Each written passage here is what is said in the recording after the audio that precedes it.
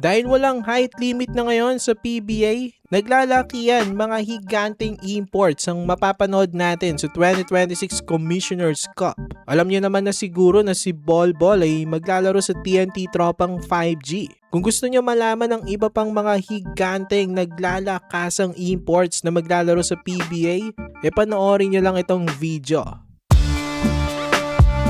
Simulan na natin agad mga kabakets. Una sa Barangay Ginebra, mananatiling si Justin Brownlee ang kanilang import. 6'6" lang siyang pinakamaliit na import ngayong Commissioner's Cup. Pero tiwala ang Barangay Ginebra na may dadala pa rin sila ni JB sa PBA Finals. Walang duda na isang legend na ito si JB. 6-time PBA champion, 3-time best import, isang clutch performer at fan favorite.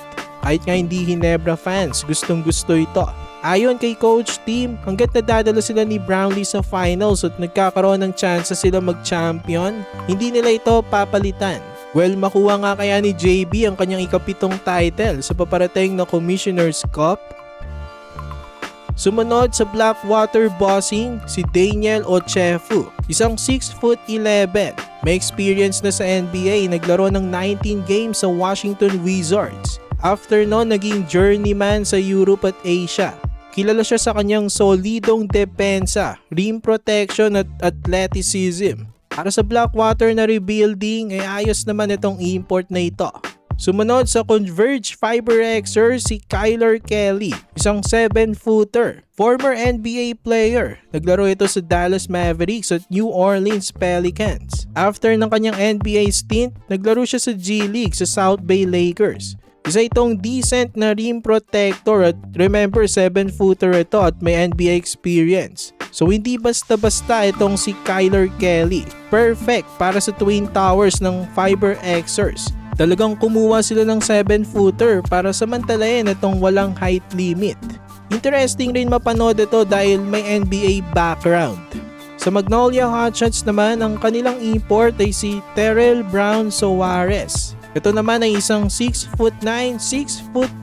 Power forward center ang posisyon. Undrafted sa NBA pero proven naman sa overseas. Recently naglaro sa Poland. Magaling sa rebounding, blocking, athletic at may decent na post moves. Pangbarakuhan nito sa loob. Naniniwala si Coach LA na itong dark horse sa mga imports ngayong 2026 Commissioner's Cup.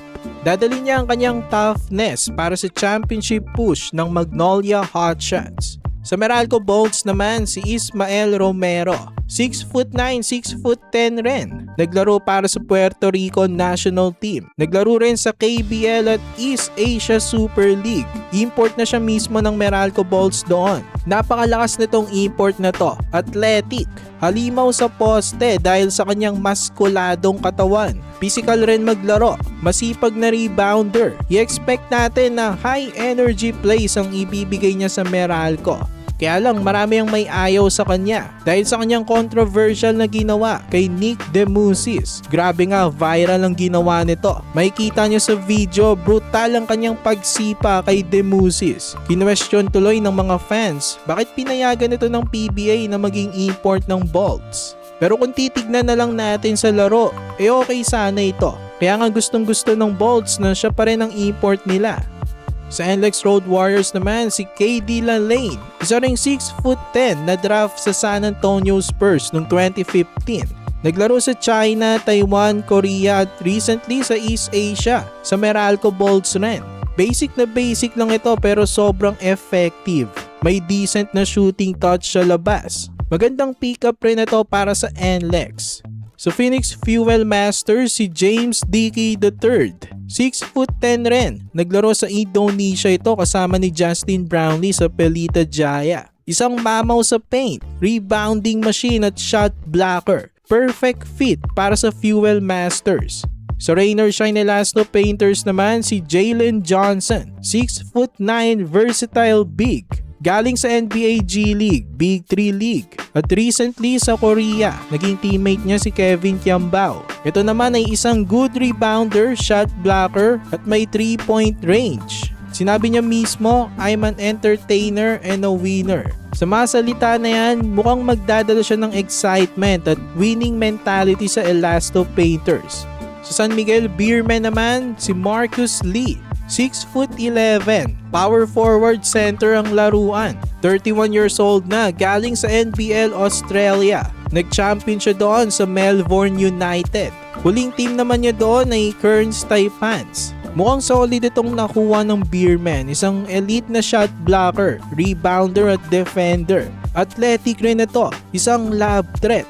Umaasa ang Beermen na sana mag-fit ito sa kanilang system at matulungan sila sa kanilang redemption run dito sa Commissioner's Cup. Matatandaan natin, last Commissioner's Cup, hindi man lang pumasok sa playoffs itong Beermen.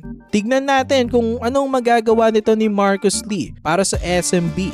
Para naman sa Terra Firma Jeep, ang import nila ay si Mubashir Ali. Isa ring 7-footer. Magaling sa mid-range at athletic rin. So tingin ko decent pick-up ito para sa underdog na Terra Firma. Meron din silang ibabandera na 7-footer. So let's see kung magiging competitive sila sa next conference. Sa TNT Tropang 5G naman, siguradong alam nyo na ito mga kabakets. Si Bolbol ang kanilang import. 7'3" ito, anak ng NBA legend na si Manute Bol. Alam natin na former NBA player itong si Bolbol. Naglaro sa Denver Nuggets, Orlando Magic at Phoenix Suns. Grabe kung iisipin, parang unfair ang skills at size nito para sa PBA. 7'3" nga siya at may 7'8" wingspan. Matinik sa labas. Sa haba nito, malamang block party parate ito sa PBA. So tingin ko mapapadali nito ang trabaho ng mga guards sa TNT. So sobrang taas nito sa mga PBA players kapag nilabpasan mo. Parang wala nang makakasabay. Tas athletic pa ito at mabilis sa kanyang size. So parang unfair talaga kung titignan. Alam naman natin na hindi ito basta-basta na NBA player. Hindi siya naging bangko doon. Yes, limited minutes lang siya pero hindi bangko. Huling season nito sa NBA sa Phoenix Suns, nag-average pa ito ng 7 points, 3 rebounds at 1 block per game. Sa paglalaro niya sa TNT, paniguradong dudumugin ng PBA dito. Talagang magandang pick-up ito para sa TNT Tropang 5G na defending champions ng Commissioner's Cup. Para naman sa guest team na Macau Black Bears, dalawang import nila. Parang Bay Area Dragons noon, dalawa rin ang import, Andrew Nicholson at Miles Powell.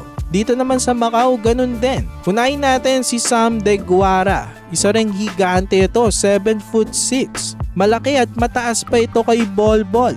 Pinakamatangkad nga ito na active pro player sa mundo. Isa itong journeyman. Naglaro sa Japan, Alab Pilipinas at Taiwan. Grabe ang size nito, mamumuro rin talaga sa PBA. Pero ang weakness nga lang nito ay hindi siya agile kagaya ni Bolbol. Mabagal-bagal ito.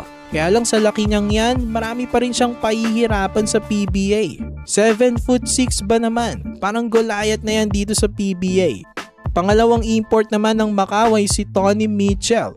6'7", pangalawa sa pinakamaliit na import sa Commissioner's Cup. Noong 2013, 37 pick sa NBA draft. Naglaro sa Detroit Pistons. So may NBA experience na siya. Meron na rin PBA experience. Naglaro siya sa Star Hotshots noong 2017. Itong si Tony Mitchell ay isang athletic power forward, versatile. So solid ang mga imports ng Macau. Nakaka-excite nga rin mapanood itong guest team na Macau Black Bears sa paparating na Commissioner's Cup.